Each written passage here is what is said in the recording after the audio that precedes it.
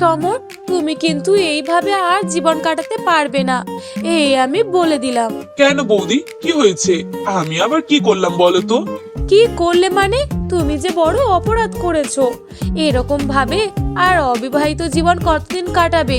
এইবার তো একটা বিয়ের প্রয়োজন আছে নাকি? কি বলো না, বিয়ে এক্ষুনি?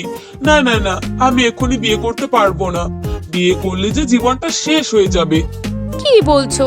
বিয়ে করলে যদি জীবন শেষ হয়ে যেত তাহলে কেউই বিয়ে করতো না। বিয়ে হচ্ছে একটা পবিত্র বন্ধন, আর তার মধ্যে দিয়ে দুটি মনের মিলন ঘটে। আর তোমাকে কিন্তু এইবার বিয়ে করতেই হবে। আর বিয়ে যদি না করো তাহলে কিন্তু আমার থেকে খারাপ কেউ হবে না। ও বাবা, আমার বৌদি তার মানে আমাকে এবারে বিয়ে দিয়েই ছাড়বে, যেটা বোঝা যাচ্ছে।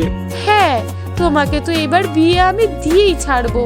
তুমি শুধু একটাবার হ্যাঁ বলো, তারপরে কোথা থেকে কেমন মেয়ে আমাদের বাড়িতে নিয়ে আসবো সেটা আমি চিন্তা করব। ঠিক আছে, তোমরা যেহেতু আমাকে বিয়ে দেওয়ার জন্য এতই চিন্তা করছো, সেহেতু তোমরা যা ইচ্ছা তাই করতে পারো, আমার কোনো অসুবিধা নেই। ঠিক আছে, তোমার জন্য সেরা মেয়েটাই আমাদের বাড়িতে নিয়ে আসবো। এরপরে শর্মিলা সেখান থেকে চলে যায়। শুনছো, তোমার ভাইকে অনেক কষ্টে রাজি করিয়েছি। আচ্ছা তুমি বলো, বিয়ে যদি না করে তাহলে কতদিন ওর দায়িত্ব আমরা নেব বলো তো? ওর তো একটা বিয়ের প্রয়োজন আছে, তাই না? হ্যাঁ গো, ওকে তো বুঝিয়ে বুঝিয়ে আমি এতদিন পারিনি। যেহেতু তোমার কথাতে রাজি হয়েছে, সেহেতু এবারে ওর বিয়েটা দিয়ে দিতেই হবে। এই সময় যদি বিয়েটা দিতে না পারি তাহলে হয়তো আরো দেরি হয়ে যেতে পারে। সেটা আর বলতে, তুমি চিন্তা করো না। সমরের বিয়ের জন্য মেয়ে আমিই দেখব, আর কোন মেয়ে ওর জন্য উপযুক্ত হবে সেটাও আমি মিল করব। তোমাকে মেয়ে নিয়ে একদম চিন্তা করতে হবে না। আচ্ছা ঠিক আছে বাবা, তুমি হচ্ছে ওর একমাত্র বৌদি, তুমি ওর জন্য মেয়ে পছন্দ করবে না তো কে করবে? আচ্ছা, সবকিছু তোমার উপরে ছেড়ে দিলাম। তুমি তোমার পছন্দ করার মতো মেয়েকে আমাদেরকে দেখিও। এইবার আমাদের পছন্দ মতো আমরা আমাদের বৌমা করে নিয়ে আসবো। এরপর অমল সেখান থেকে চলে যায়। আমি কি আর এমনি এমনি আমার দেওরকে বিয়ে দেওয়ার জন্য উঠে পড়ে লেগেছি নাকি? আমার দেওরের জন্য আমার বোন মিনাই ঠিক আছে। মিনাকে আমার যা করে নিয়ে আসবো। আমার বোন এই বাড়িতে আসলে আমার দেওরের সমস্ত সম্পত্তির ভাগীদারি আমার বোনই হবে। আর তাছাড়া অন্য কোনো মেয়েকে যদি এই বাড়িতে নিয়ে আসা হয় তাহলে তাহলে আমার দেওরের এত বিশাল সম্পত্তি সবটাই সেই অন্য মেয়ের হয়ে যাবে। তা আমি হতে দিতে পারি না। আমার নিজের বোন মিনা আছে, তাকে রেখে আমি অন্য কোনো মেয়েকে কেমন করে খুঁজি? আমার বোন মিনাকে এই বাড়ির বউ করে নিয়ে আসব। এরপর রাত্রে যখন অমল এবং সমর একসাথে হয়, ঠিক তখনই সমরের বৌদি তাদের সামনে তার বিয়ের কথা তোলে। শোনো না সমর, তোমার জন্য আমি একটা সিদ্ধান্ত নিয়েছি। তুমি তো আমার উপরে বলেই দিয়েছো যে তুমি বিয়ে করতে চাও, আর তোমার জন্য মেয়ে আমাকেই দেখতে বলেছো। সেহেতু তোমার জন্য আমি একটা মেয়ের সম্বন্ধ ঠিক করেছি। তুমি যদি রাজি থাকো তাহলে আমি কথাটা বলতে পারি। হ্যাঁ বলো বৌদি, তুমি আবার আমার জন্য কাকে ঠিক করলে? আসলে আসলে আমার বোন মিনাকে তো তুমি চেনোই। আমি চেয়েছি মিনার সাথে তোমার বিয়ে হোক।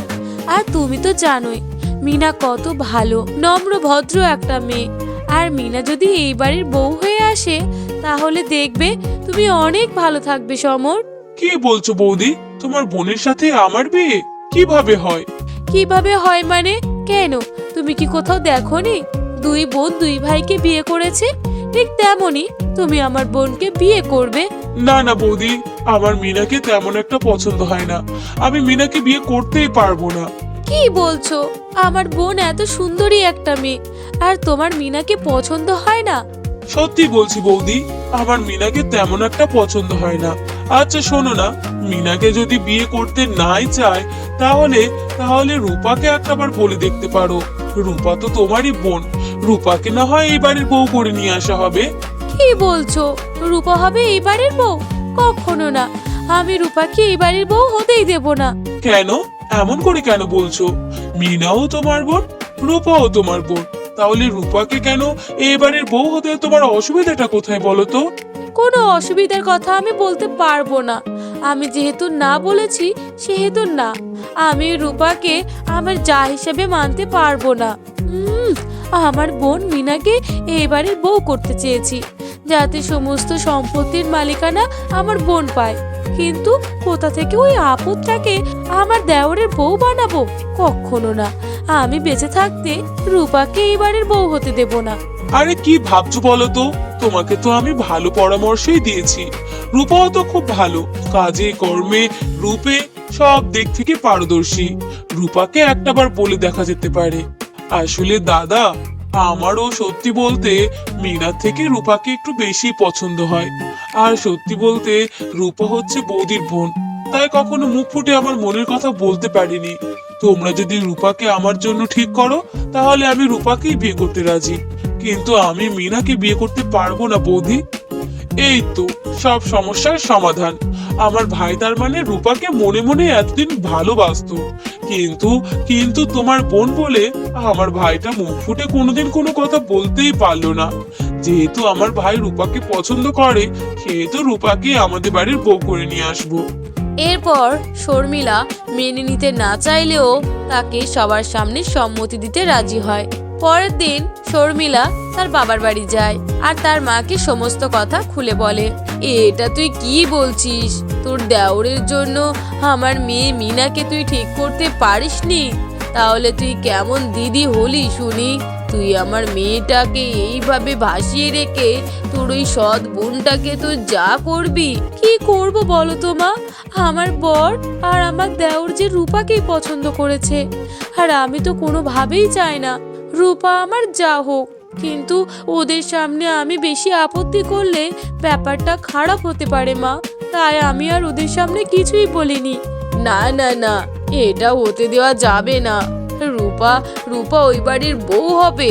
ওর তো কপালে এত ভালো বাড়ি কখনোই লেখা নেই। ওর বিয়ে হবে চাষার সাথে, আর সেই কিনা তোদের মতো অত ধনী বাড়ির বউ। কখনো না, ওকে ওকে ওই বাড়ির বউ আমি হতেই দেব না। দেখো মা, তুমি আর না করো না।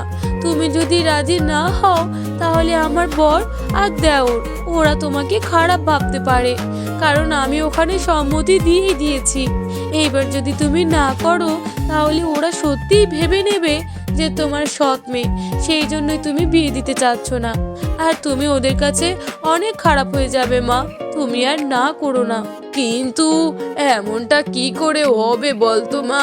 আর রূপা যদি ওই বাড়ির বউ হয়, তাহলে আমার মিনাকে কোথায় বিয়ে দেব? শোনো মা, আমি তো আর এমনি এমনি রূপাকে আমার যা করছি না। দেখো মা, রূপাকে একটাবার বিয়ে করতে দাও, তারপরে দেখাবো রূপাকে মজা। আর এমন ব্যবস্থা করব যাতে আমার দেওর রূপাকে ছেড়ে দিয়ে আমার বোন মিনাকে বিয়ে করতে রাজি হয়। কি বলছিস? তাহলে তাহলে রূপাকে ছেড়ে দিয়ে তোর দেওর আমার মেয়েকে বিয়ে করবে তাহলে? হ্যাঁ মা, সেই ব্যবস্থাটাও আমি করব। রূপাকে শুধু বিয়ে দেওয়ার জন্য তুমি রাজি হয়ে যাও, তারপর ওকে এমন জ্বালা যন্ত্রণা দেব, ও ওখান থেকে এমনি সংসার না করে পালিয়ে আসবে। আর তারপরে আমার দেওরকে বললেই আমার দেওর তখন মিনাকে বিয়ে করতে রাজি হয়ে যাবে। এরপরে সবার সম্মতিতে সমর এবং রূপার বিয়ে হয়ে যায়। আচ্ছা রূপা, তুমি যে আমাকে বিয়ে করেছো, তাতে তোমার কোনো আপত্তি নেই তো? না না, আমার কোনো আপত্তি নেই। আমার জন্য আমার দিদি মা যা ঠিক করেছে, আমি সেটাকেই ভালো মনে করে আপনাকে গ্রহণ করে নিয়েছি। সত্যি বলছো? আমাকে বিয়ে করাতে তোমার কোনো আপত্তি ছিল না তো? না না, আমার কোনো আপত্তি ছিল না। আসলে বিশ্বাস করো রূপা, আমি যখন আমার দাদা বৌদির বিয়েতে তোমাদের বাড়িতে গিয়েছিলাম, তখন এক দেখাতে তোমাকে আমার ভীষণ ভালো লেগে যায়, আর তোমাকে আমার ভীষণ পছন্দও হয়ে গিয়েছিল। কিন্তু কিন্তু আমি আমার দাদা বৌদির ভয়ে কখনো মনের কথা বলতে পারিনি। কিন্তু অবশেষে আমার দাদা বৌদির কাছে মুখ ফুটে কথাটা বলেই ফেলেছি। ও, আপনি তাহলে আমাকে আগের থেকেই পছন্দ করতেন, তাই না?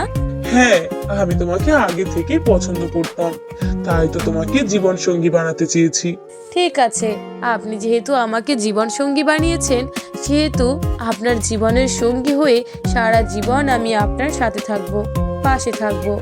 আপনার দুঃখ সুখ বিপদ সব সময় আপনি আমাকে পাশে পাবেন। এমনভাবে তারা স্বামী স্ত্রী কথা বলতে থাকে।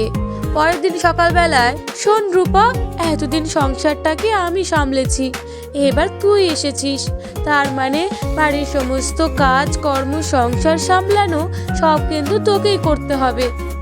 আচ্ছা দিদি, আমার কোনো আপত্তি নেই। আমি যেহেতু এই বাড়ির বউ, সেহেতু বাড়ির সব কাজ আমাকেই করতে হবে, এটাই স্বাভাবিক। আমার কোনো অসুবিধা নেই দিদি। ঠিক আছে, তোকে আবার আমি বলে রাখলাম, কেন আবার ভাবিস না আমার দিদি আমাকে দিয়ে কাজ করাচ্ছে। এটা কিন্তু ভুল। তোকে সংসারের কাজ এমনিই করতে হবে, যেমনটা আমি এসে করেছিলাম। না না দিদি, আমি তোমাকে ভুল কেন ভাববো? আর তাছাড়া বাড়ির বউদের যেটা কাজ সে তো সেটা করবে, এখানে তো অসুবিধার কিচ্ছু নেই। ঠিক আছে, তুই তাহলে যা, রান্নার দিকে যা, রান্নাগুলো শেষ করে আমার বর আর দেবরকে খেতে দে। ওরা আবার সকাল সকাল না খেতে পেলে খুব চিল্লাচিল্লি শুরু করবে।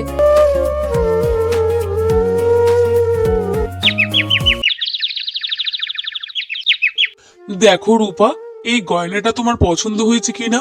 আমি অনেক যত্ন ভালোবাসা নিয়ে তোমার জন্য এটা এনেছি। আরে, তুমি আমার জন্য কেন এটা আনতে গিয়েছো বলো তো? এটা তো দেখে মনে হচ্ছে অনেক দামি।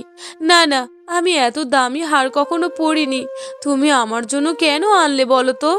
আরে, তুমি আমার একমাত্র বউ, তোমাকে দেব না তো কাকে দেব?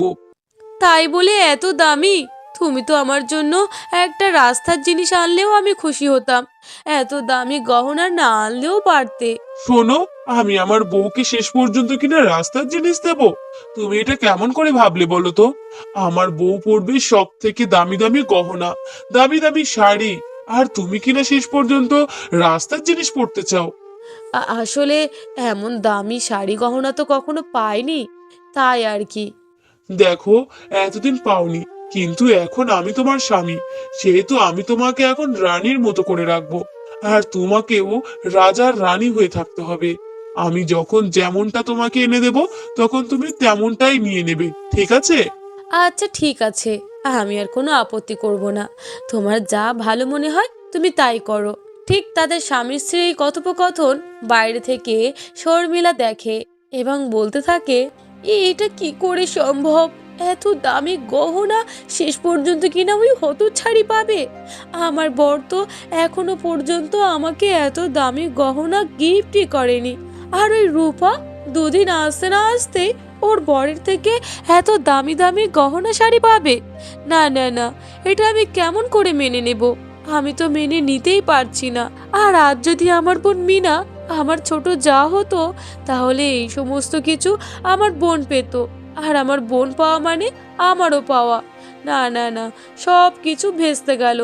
আমি আমি এটা চোখে আর দেখতে পাচ্ছি না। আমাকে যে কিছু একটা করতেই হবে। এমনই একদিন রূপা যখন সংসারের কাজ করতে ব্যস্ত, ঠিক তখনই তার দিদি শর্মিলা তাদের ঘরে যায় এবং তার দেবরকে ভুল বোঝাতে থাকে। শোনো সমর, তোমাকে একটা কথা বলে রাখি, তুমি আর তোমার দাদার ইচ্ছায়, তোমাদের ইচ্ছাই তো আমার সৎ বোন রূপাকে তোমার বউ করে নিয়ে এসেছি।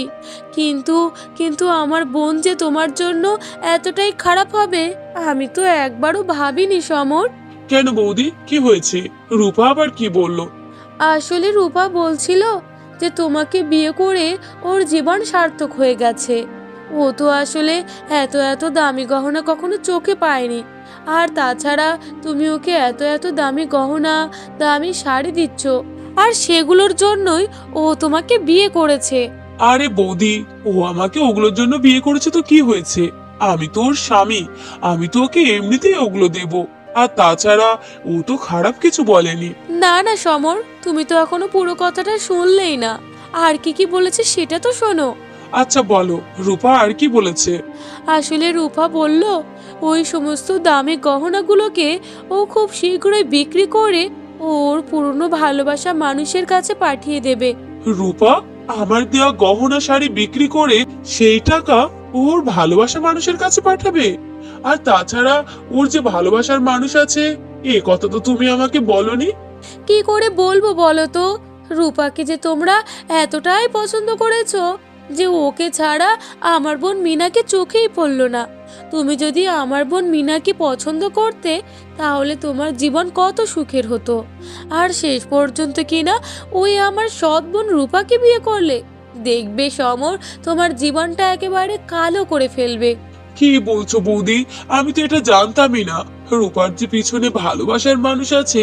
কই, এটা যদি আগে জানতাম তাহলে আমি রূপাকে কখনো বিয়ে করতাম না বৌদি। দেখো তুমি এখন কি করবে, এখনো সময় আছে। তুমি যদি রূপাকে বাড়ি থেকে বের করে দাও তাহলে আমার বোন মিনার সাথে এখনো তোমার বিয়ের কথা বলতে পারি। না না বৌদি, তুমি এখন ওইসব বিষয় নিয়ে কিছু ভেবো না। আমাকে রূপার সাথে কথা বলতে হবে। রূপার সাথে আমি খোলাখুলি কথা বলে দেখব আসল সত্যটা কি।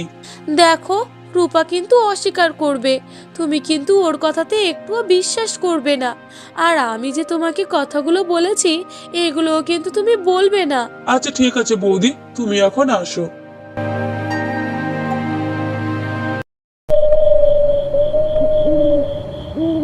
শোনো রূপা, তুমি যে এত ঠক প্রতারক হবে তা আমি কখনো ভাবতে পারিনি। তোমাকে আমি মনে মনে ভালোবেসেছিলাম ঠিকই, কিন্তু তোমার চরিত্র এতই খারাপ। কি হয়েছে? তুমি আমাকে এমন করে কেন বলছো? আর তাছাড়া আমার চরিত্র খারাপ মানে আমি কি করেছি? কেন, তুমি কি করেছো তুমি কি জানো না? নাকি না জেনেও না জানার মতো করেই আছো? বিশ্বাস করো, আমি কিছুই জানি না। আমাকে বলো আমি কি করেছি, আমার অপরাধটা কি? তোমাকে আর কি করে বলবো? তুমি যে আমার মন ভেঙেছো। তোমাকে কত ভালোবাসি আমি, কিন্তু সেই ভালোবাসার প্রতিদান তুমি এইভাবে দেবে তা আমি ভাবতেও পারিনি। হ্যাঁ, মানুষের অতীত থাকতেই পারে, তাই বলে বর্তমানকে রেখে অতীতের পিছনে পড়ে থাকাটাও ঠিক নয় রূপা।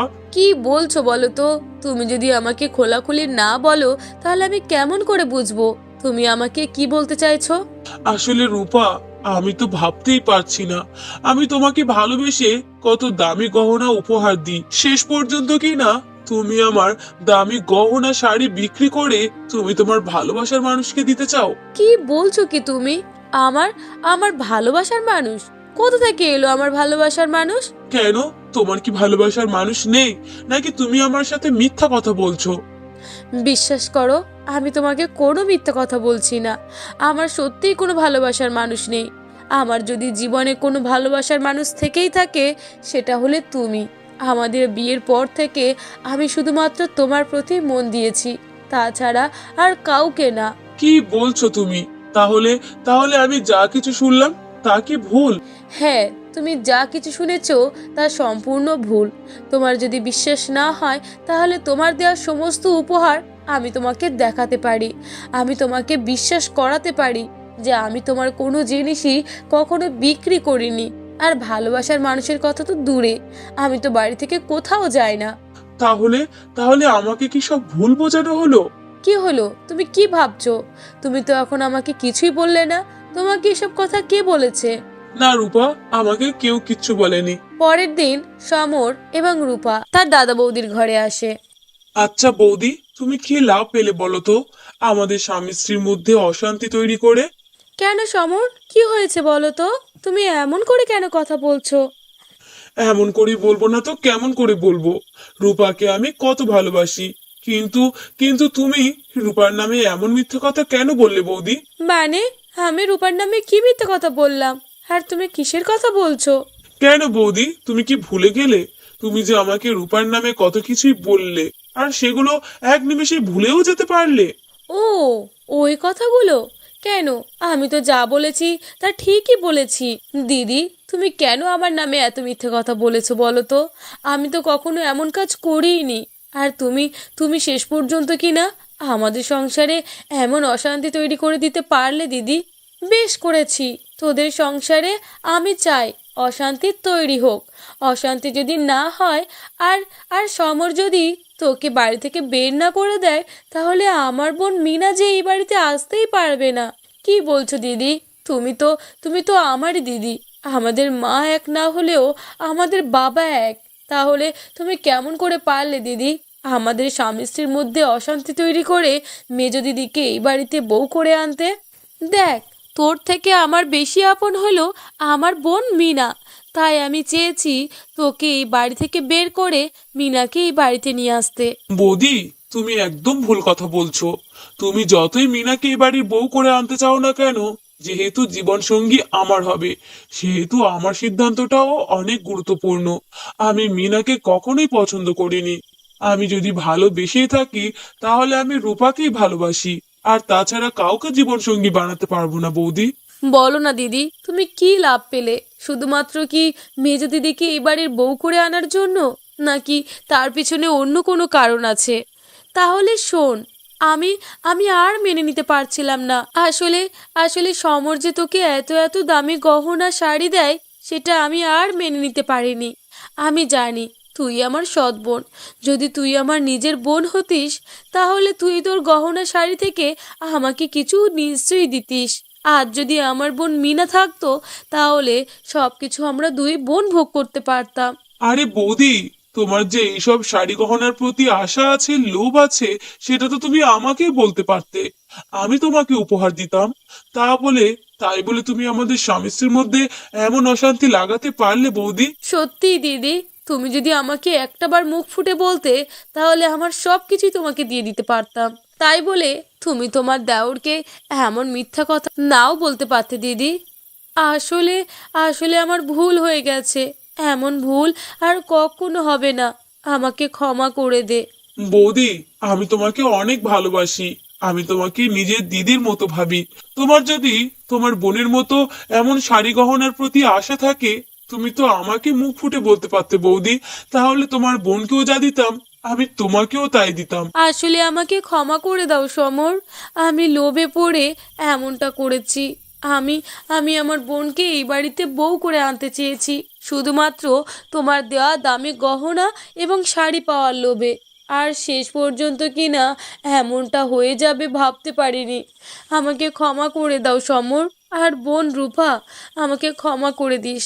ঠিক আছে বৌদি, তবে তুমি কথা দাও, আমাদের স্বামী স্ত্রীর মাঝে তুমি আর কোনোদিনও এমন অশান্তি সৃষ্টি করবে না। তোমার যখন যেটার প্রয়োজন হবে, তুমি আমাকে বললে আমি নির্দ্বিধায় তোমাকে সবটা দিয়ে দিতে পারি। তাই বলে কখনো এমন পবিত্র একটা সম্পর্ককে নষ্ট করে দিও না বৌদি। ঠিক আছে সমর, আমার ভুল হয়ে গেছে। আমি আমার ভুল বুঝতে পেরেছি। আর কখনো এমনটা হবে না। নন্দা, যাও তো দেখি পুকুর পাড় থেকে বাড়ির নোংরা থালা বাসনগুলো পরিষ্কার করে নিয়ে এসো। সঙ্গের মতো এরকম দাঁড়িয়ে না থেকে গিয়ে কাজগুলো করে এসো। শুধু তো আর একটা কাজ নয়, বাড়িতে এখন অনেক কাজ। তুমি যদি তাড়াতাড়ি কাজগুলো না করো, তাহলে করবেটা কি শুনি? হ্যাঁ বৌদি, তোমাদেরকে এই বিষয় নিয়ে একদম ভাবতে হবে না। আমি জানি বাড়িতে অনেক কাজ পড়ে আছে, আর সেই কাজগুলো যে আমাকে করতে হবে সেই বিষয় নিয়ে আর কোনো সন্দেহ নেই। তোমরা আর ভেবো না, আমি এক্ষুনি যাচ্ছি। দেখেছো দিদি, ওর মুখে কত বড় বড় কথা। যেই না বলেছে কাজের কথা, সেই আমাদেরকে কত কথা শুনিয়ে দিল। হ্যাঁ রে ছোট, সেটাই তো দেখছি। ওর মুখে বেশ বুলি ফুটেছে। এই বুলি কি করে বন্ধ করতে হয় তা আমার খুব ভালো করেই জানা আছে। কি করবে দিদি, তুমি যদি এক্ষুনি কিছু বলতে চাও, মেম সাহেবের দুই দাদা আছে, তাদের কানে আবার লাগিয়ে দেবে। দাদারা এসে আবার আমাদেরকেই কথা শোনাবে। তুমি এর থেকে বরং অন্য কিছু ভাবো। হ্যাঁ রে ছোট, তোকে এসব বিষয় নিয়ে একদম ভাবতে হবে না। ওকে আর কতদিন এই বাড়িতে রাখবো? ওকে বাড়ি থেকে যে করেই হোক বের করতেই হবে। নন্দা নদীর ধারে বসে বাড়ির থালা বাসনগুলো পরিষ্কার করতে থাকে। ঠিক তেমন সময় রাস্তা দিয়ে যেতে থাকে নন্দার বড় দাদা। এই কি নন্দা, তুই তুই এখানে? কি ব্যাপার? তুই যে সকালে বললি তোর শরীরটা অনেক খারাপ, আর এত শরীর খারাপ নিয়ে তুই কিনা জলের কাজ করছিস? না না দাদা, তেমন কিছু নয়। আসলে বাড়িতে কাজগুলো অনেকক্ষণ থেকে পড়েছিল তো, তাই আর দেখে থাকতে পারিনি, নিয়ে চলে এসেছি। না বোন, এইসব বললে তো হবে না। তোর দুই বৌদি রয়েছে, সব সময় তো তুই করিস। কেন তোর অসুস্থতার সময় তোর বৌদিরা কিছু করতে পারছে না? দাদা, তুমি বৌদিদেরকে খারাপ ভেবো না। তারা তো আমাকে দিয়ে কিছুই করাতে চায় না। তারা তো সব কাজ নিজেরাই করতে চায়। আমি তো জোর করে বৌদিদের থেকে কাজগুলো নিয়ে নিই। কেন রে বোন, সব কাজ কেন তোকে করতে হবে? কেন দাদা, আমি কাজ করলে সমস্যা কোথায়? আর তাছাড়া আমি তো কাজ ছাড়া থাকতেই পারি না। বাড়িতে শুধু শুধু থাকবো কেন বলো তো? একটু কাজ করে দিলে বৌদিদেরও মনটা ভালো থাকবে। জানি রে বোন, তুই আজ অসহায়, নিরুপায়। সেই জন্য তোর বৌদিরা তোকে দিয়ে অনেক পরিশ্রম করায়, অনেক খাটায়। আর যদি তোর স্বামী বেঁচে থাকতো, তাহলে কখনো তোর এমন দিন দেখতে হতো না। থাক তো দাদা, এসব কথা বাদ দাও। পুরনো কথা আর মনে করো না। ঠিক আছে, তুই আজকে এক্ষুনি আমার সাথে বাড়িতে চল। তারপর তোর বৌদিদেরকে যা বলার আমি বলবো। এরপর রমেশ বাড়িতে আসে। তন্নি, তন্নি, কই তুমি? তোমরা দুইজন এখানে বেরিয়ে এসো, তোমাদের সাথে কথা আছে। এ কি, তুমি ফিরে এসেছো? কখন আসলে গো? কখন এসেছি সে কথার উত্তর আমি তোমাকে পরে দেব, কিন্তু তুমি আমাকে এটা বলো, নন্দার তো শরীর অনেক খারাপ। নন্দা কেন বাড়ির কাজ করছে? তাছাড়া শুধু কি বাড়ির কাজ, তাকে শেষ পর্যন্ত জলের কাজ দেওয়া হয়েছে। আদিক্ষেতা এসেছে বোনের হয়ে কথা বলতে। আসলে কি বলো তো, কাজ তো আমি নন্দাকে দিইনি। আমি তো নন্দাকে বলেইছিলাম যে তোমার শরীরটা খারাপ বোন, তোমাকে এসব করতে হবে না। আমি আর ছোট মিলে বাড়ির সব কাজ করে নিতে পারবো। কিন্তু কে শোনে কার কথা? তোমার বোন তো আমাদের কোনো কথাই শুনলো না, জোর করে বাড়ির কাজ করতে চলে গেল। আর এখন তুমি সেটা দেখে আমাদের উপরে বকাঝকা করছো কেন? বকাঝকা কি আর এমনি এমনি করছি? আমার বোন বললো, আর তোমরা সেই কাজটা ওকে করতে দিলে? আসলে দাদা, আপনি ভুল বুঝছেন। দিদিকে এমন করে বলবেন না। দিদি সত্যিই বলছে। আমি আর দিদি নন্দা দিদিকে বারণ করেছিলাম, কিন্তু কিন্তু নন্দা দিদি যে শুনলো না আমাদের কথা। ঠিক এমন সময় রমেশের ছোট ভাই সুমন সেখানে প্রবেশ করে। দাদা, এরা একদম ভুল কথা বলছে। আমি সকালে কাজে যাওয়ার সময়ই দেখেছি ওরা দুই যা বসে আছে। আর আমার বোন কিনা বাড়ির রান্না বান্না কাজ কাম সবকিছু করছে। কি বলছোটা কি তুমি? তোমার মিথ্যা কথা বলতে একটুও বিবেকে লাগলো না? রান্নার কাজ তো আমি আর দিদি করেছি। তোমরা কিনা শেষ পর্যন্ত নন্দার নাম করে দিচ্ছ কেন?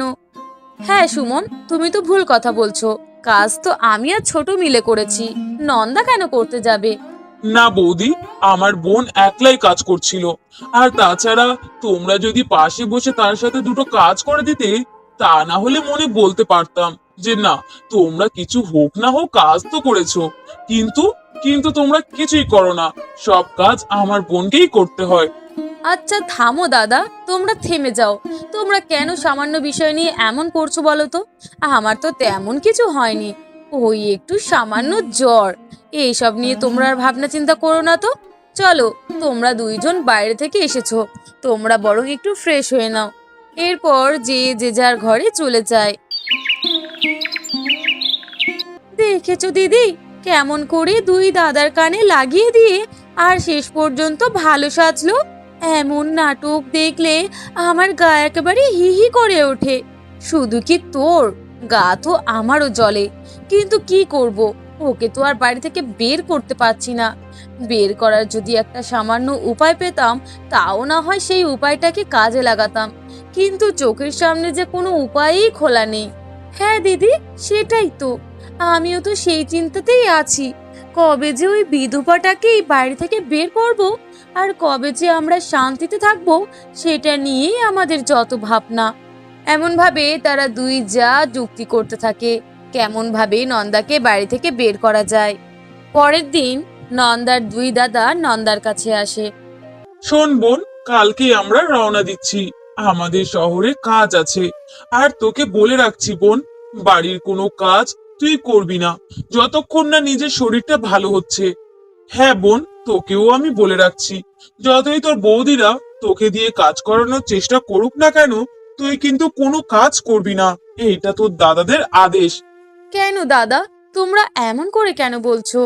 কাজ করলে কি হবে বলো তো? শরীর তো আর নষ্ট হবে না। কেন বোন, সব কাজ কেন তোকে করতে হবে? তারা দুইজন বাড়ির বউ, তারা কোনো কাজ করবে না।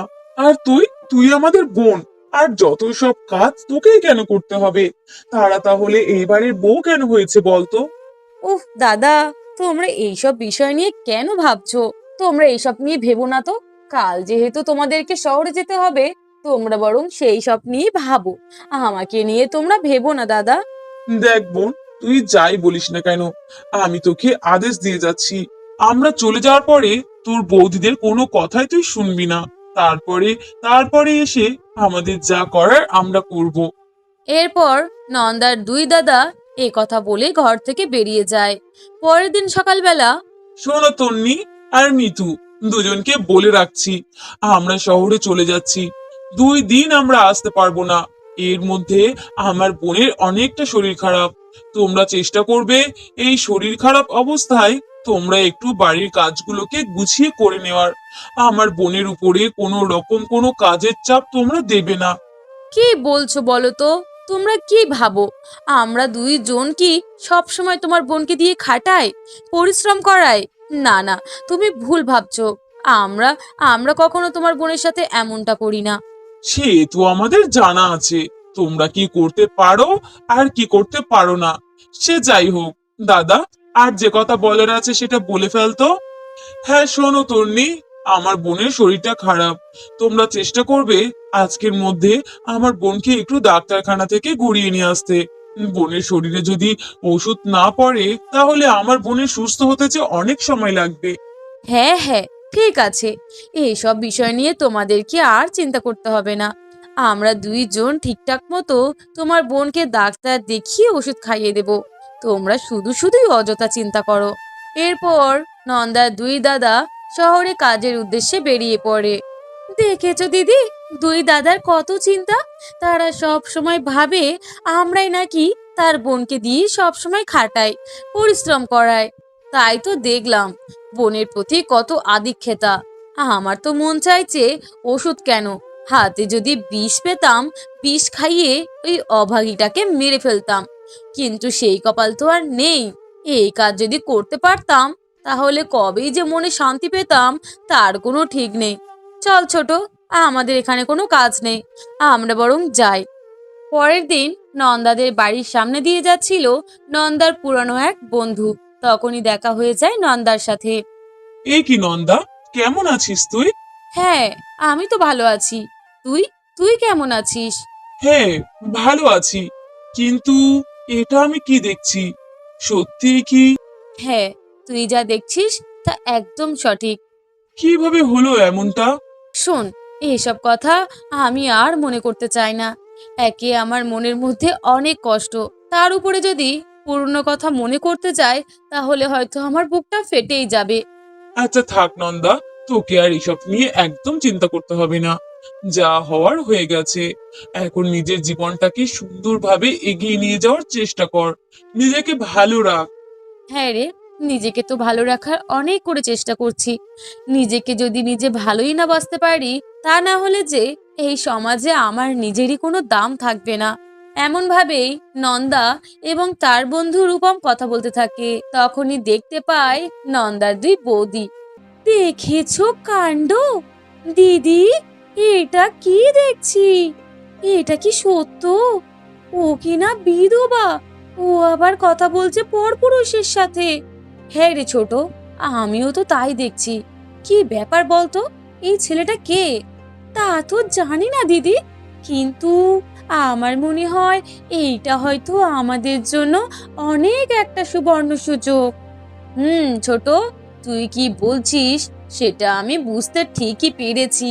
তাহলে আর দেরি কিসের দিদি, চলো আমাদের মিশন আমরা শুরু করে দিই। এরপরে নন্দার দুই বৌদি চলে আসে সেখানে। ছি ছি ছি ছি দিদি, ছি।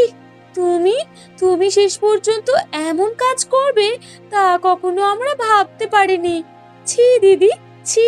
তোমার চরিত্র এত খারাপ। সত্যিই তো নন্দা, তুই তুই না একটা বিধবা, তুই কিনা রাস্তায় পরপুরুষের সাথে দাঁড়িয়ে ঢলাঢলি করছিস। ছি ছি ছি ছি নন্দা, এইটা আমাদেরকে দেখতে হলো। এইটা তোমরা কি বলছো বৌদি? আমি পরপুরুষের সাথে ঢলাঢলি করছি মানে? কেন দিদি, তুমি কি বুঝতে পারছো না? তুমি তুমি এরকম রাস্তার মাঝখানে দাঁড়িয়ে যদি পরপুরুষের সাথে এমন করতে থাকো, তাহলে এটা যদি পাড়ার প্রতিবেশী দেখে যায়, তাহলে আমাদের বাড়ির মান সম্মান কোথায় যাবে বলো তো? সত্যিই তো নন্দা, শেষ পর্যন্ত এমন মুখ পোড়ানোর কাজ তুই কি করে করতে পারলি নন্দা? তোর দাদারা তোকে কত ভালোবাসে, আর সেই ভালোবাসার দাম তুই এমন ভাবে দিচ্ছিস? না না বৌদি, তোমরা ভুল ভাবছো। তোমরা যা ভাবছো সম্পূর্ণ ভুল। এই হচ্ছে রূপম আমার। থাক নন্দা, তোকে আর কিচ্ছু বলতে হবে না। যা বোঝার আমরা সব বুঝে গেছি। এইবার আমাদের যা করার আমরা তাই করব। হ্যাঁ দিদি, এরকম ভাবে লুকোচুরিতে রাখলে হবে না। দাঁড়াও দাঁড়াও, শোনো গো শোনো, কারা কোথায় আছো দেখে যাও। এই দেখো, বিধবা মানুষের কাজ দেখো। স্বামীটাকে খেয়ে বসে আবার একটা পরপুরুষের সাথে ঢলাঢলি করছে গো। কই আছো তোমরা? গ্রামের পাড়া প্রতিবেশী, এসো এসো, দেখে যাও আমাদের বাড়ির মেয়ের কাণ্ডখানা, দেখে যাও তোমরা। এরপরে একে একে জড়ো হয়ে যায় গ্রামের পাড়া প্রতিবেশী। এরপরে রূপম লজ্জায় আর সেখানে থাকতে পারে না। রূপম সেখান থেকে চলে যায়। নন্দাও নিজেকে আর রাখতে পারে না, সেও চলে যায় ঘরের মধ্যে। ঠিক তার পরের দিন ঘরে আসে নন্দার দুই দাদা, আর পাড়া প্রতিবেশীর আলোচনা শুনে তারা কিছু একটা বুঝতে পারে। নন্দা, নন্দা, এটা আমরা কি শুনছি? শেষ পর্যন্ত কিনা তুই এমন কাজ করবি, তা তো আমরা কখনো ভাবতে পারিনি। দাদা, তোমরা আমাকে ভুল বুঝো না দাদা। তোমরা যা ভাবছো সম্পূর্ণ ভুল। না, আমরা কোনো ভুল ভাবছি না। গ্রামের কোনো মানুষ নেই যারা কিনা জানে না তোর এই কর্মকাণ্ডের কথা। তুই কেমন করে পারলি বলতো বোন? দাদা, বোনের কথাটা একবার শোনা উচিত। তুমি একটাবার বোনের কথা শোনো। না সুমন, আমি ওর কোনো কথা শুনবো না। আমার যা বোঝার জানার সব বোঝা হয়ে গেছে। আমার বোনের চরিত্র ভালো না। ওকে যে করেই হোক এই কলঙ্ক থেকে ওকে মুক্ত করতে হবে। কি বলছো দাদা? তোমরা বিশ্বাস করো, আমার কোনো অপরাধ নেই। আমি আমি শুধুমাত্র কথাই বলেছিলাম। আর তাছাড়া থাক নন্দা, তোকে আর কিচ্ছু বলতে হবে না। যা বোঝার আমাদের বোঝা হয়ে গেছে, আর যা করার সেটা আমরা এক্ষুনি করব। সুমন, যা গিয়ে রূপমকে ডেকে নিয়ে আয়। আজ এদের দুজনকে বিবাহ দিতেই হবে। এরপর বেশ কিছুক্ষণের মধ্যেই রূপম চলে আসে, এবং সেখানে তার দাদা বৌদিদের পরামর্শে তাদের বিয়েটাও হয়ে যায়। বেশ কিছুক্ষণ পর, রূপম, আমাকে ক্ষমা করে দে রূপম। আমি ভাবতে পারিনি তোর সাথে সামান্য কথা বলা নিয়ে এত কিছু হতে পারে। নন্দা, এসব তুমি কি বলছো? এসব নিয়ে তুমি এখনো মন খারাপ করে আছো? রূপম, তোর আবার কি হলো? তুই তুই আমার সাথে এমন ভাবে কথা কেন বলছিস? দেখো নন্দা, আমরা এখন স্বামী স্ত্রী। আমরা দুজন দুজনকে তুই করে কথা বলতে পারি না। এখন আমাদের দুজন দুজনকে সম্মান করা দরকার। রূপম, তোকে তো আমি চিনতেই পারছি না। এসব তুই কি কথা বলছিস? আমি যা বলছি তাই ঠিক। আজ থেকে আমরা স্বামী স্ত্রী। আমরা দুজন দুজনকে নিয়ে সারা জীবন বেঁচে থাকার জন্য লড়াই করব, আর এটাই হবে আমাদের ভবিষ্যৎ। ঠিক কিছুক্ষণ পরে নন্দার দুই দাদা সেখানে চলে আসে। বোন রে, আমাদেরকে ক্ষমা করে দিস বোন। মানে, কি বলছো কি তুমি দাদা? মানে আমি যা বলছি তা একদমই ঠিক। আসলে আমরা জানি আমার বোনের কোনো অপরাধ নেই। আমার বোন নিরপরাধ। আর এই কাজটা তোর দুই বৌদি মিলেই করেছে, তোর নামে পুরো পাড়াতে বদনাম করার জন্য।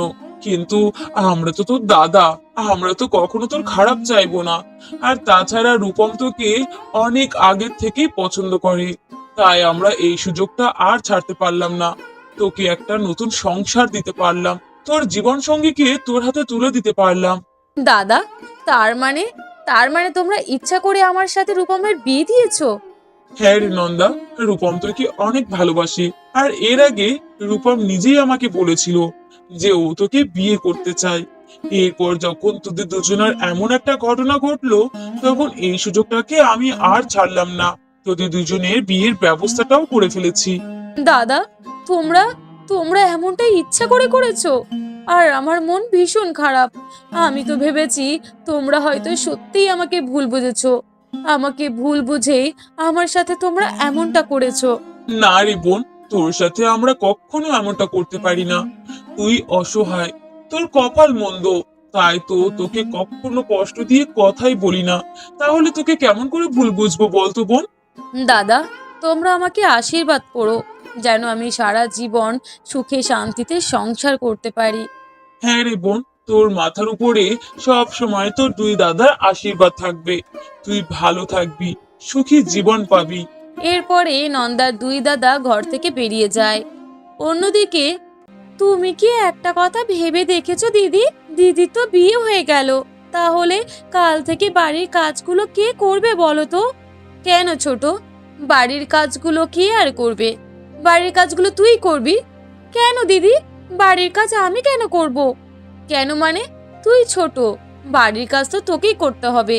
আর তাছাড়া আমি বাড়ির বড় বউ, আমার স্বামীর উপার্জন বেশি, তাহলে বাড়ির কাজ তো আমার করার কথা না, বাড়ির কাজগুলো তো তোর করার কথা। না না দিদি, এমন করলে হবে না। আমার স্বামীর ইনকাম কম বলে আমাকে যে বাড়ির কাজ করতে হবে এমনটার তো কোনো মানে নেই। বাড়ির সব কাজ তুমিই করবে। না ছোট, বাড়ির সব কাজ আমি করব না, বাড়ির কাজগুলো সব তুই করবি। না বাবা, আমি পারবো না। এতদিন দিদির বিয়ের আগে দিদি সব কাজ করেছে, আর আমরা পায়ের উপর পা তুলে বসেছিলাম। আর সেই দিদির যখন আজ বিয়ে হয়ে গেল, তখনই কাজ নিয়ে আমাদের মধ্যে অশান্তি, আর ভালো লাগে না। দেখ ছোট, ভালো শুধু তোর নয়, আমারও লাগছে না।